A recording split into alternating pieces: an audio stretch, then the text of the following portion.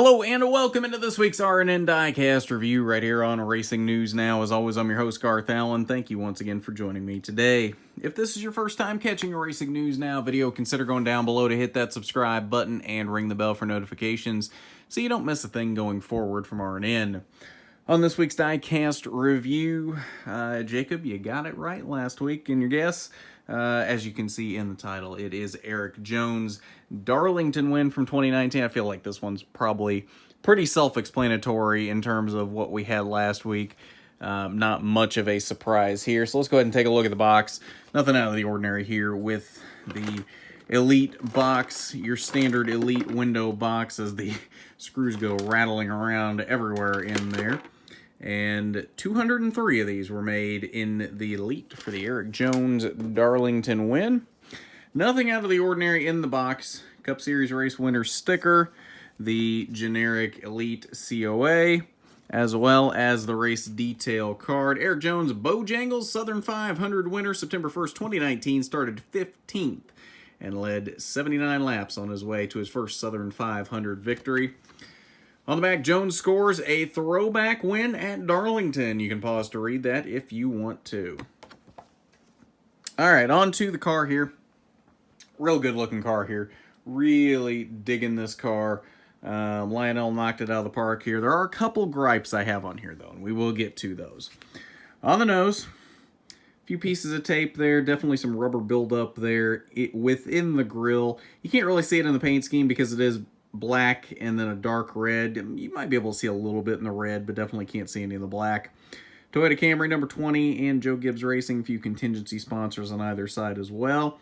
SportClips haircuts, and that reminds me, we didn't even look under the hood, so already off to a good start here. I am all over the place right now, and you know what? We're just gonna roll with it. So once we can get the hood open here, it's nice and flush in the body. So I'll give Lionel credit there. They've done a good job here, at least getting the hood flush with the body, which is making it very difficult here to get the hood open.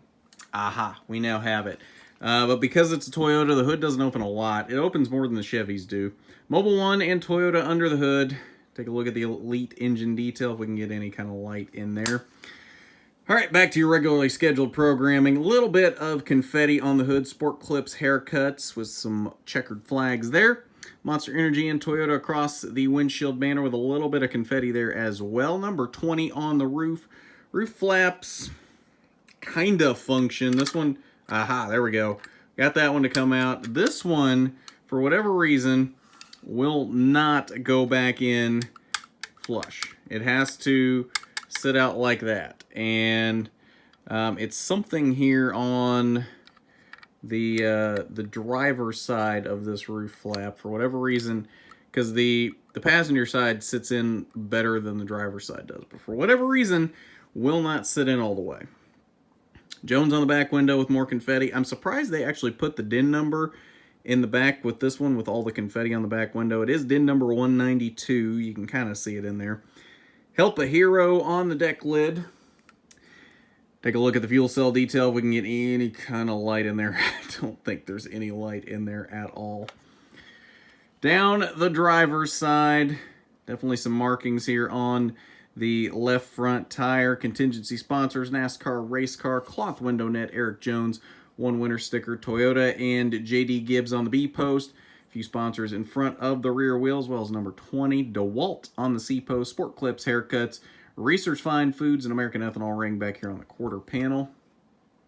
On the back bumper, a few marks back here from, I'm sure, guys giving him some bumps at different points in the race. Toyota Camry XSE, SportClips haircuts, number 20. Yeah, there's a little bit of a chip right there. I'm just noticing that now for the first time. Didn't realize that was there.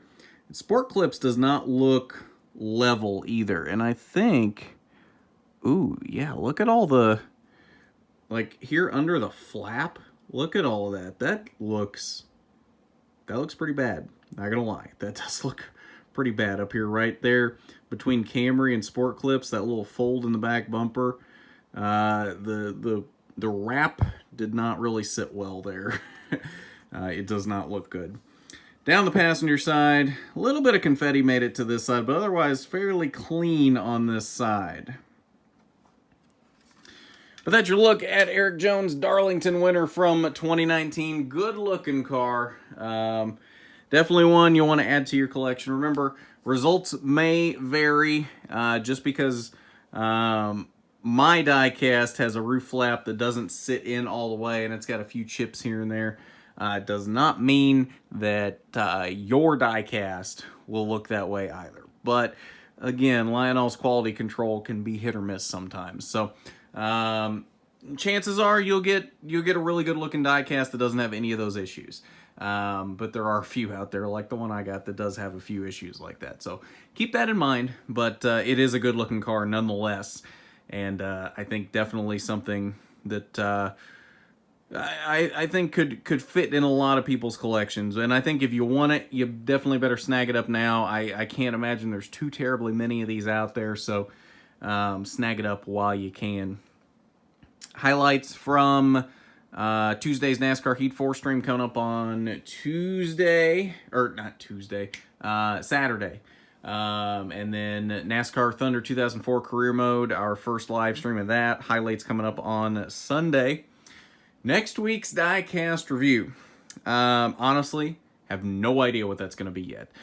We are completely caught up with all the new stuff I have. I did just get an email, though, for something that needs build. So that will probably be next week's diecast review.